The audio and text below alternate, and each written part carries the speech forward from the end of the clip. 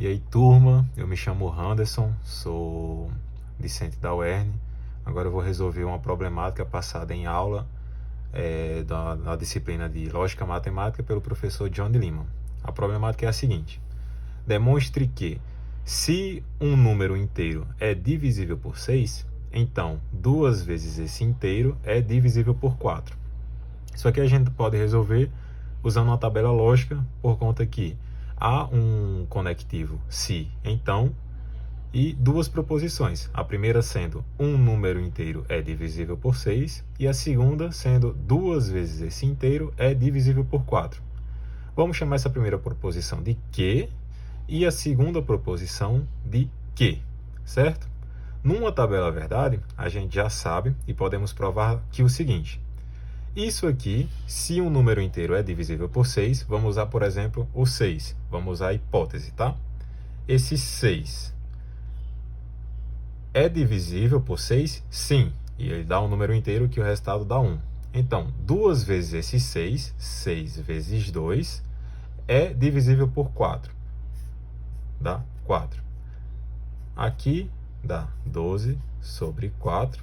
E para um número ser divisível por 4, isso aqui tem que dar, o resultado disso aqui tem que dar um número inteiro. 12 sobre 4 dá 3. Então, já provamos que se um número é divisível por 6, então 2 vezes esse inteiro é divisível por 4. Isso aqui dá o valor lógico verdadeiro. No segundo caso, a gente pode fazer o seguinte: utilizando a verdadeira da primeira proposição, ou seja, vai continuar a mesma coisa, que um número inteiro é divisível por 6, e vamos negar a segunda proposição. 2 vezes esse inteiro não será divisível por 4.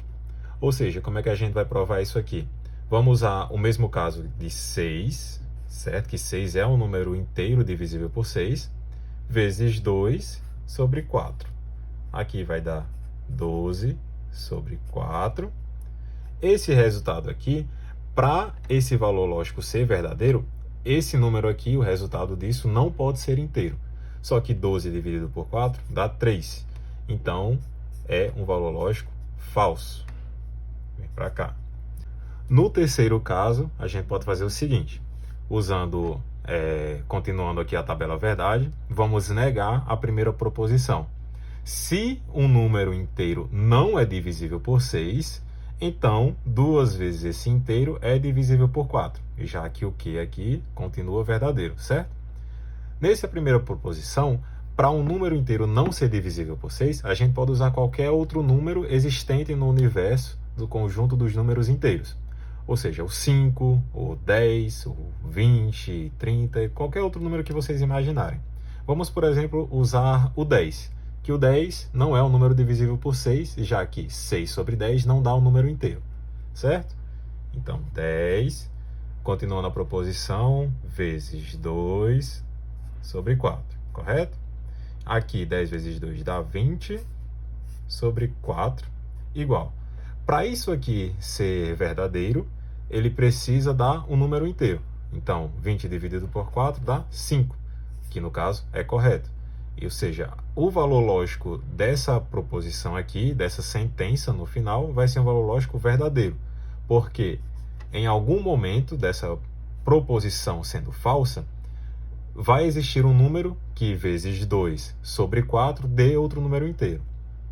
E por final, usando as duas falsas. Aí a gente vai poder usar novamente qualquer número do universo. Só que, vamos negar a primeira. Se um número inteiro não é divisível por 6, então 2 vezes esse inteiro não é divisível por 4. Aqui, como eu disse, a gente já pode usar todos os números do universo dos inteiros. Vamos, por exemplo, usar o 3. O 3 não é divisível por 6, certo? 3 vezes 2, que dá 6, correto? Para a proposição ter um valor lógico verdadeiro, esse resultado aqui não pode dar um número inteiro, que é o que acontece, porque 6 dividido por 4 dá 1,5. No final, vai dar um valor lógico verdadeiro, porque um número inteiro não divisível por 6, em algum dos casos, não será divisível por 4. Verdadeiro.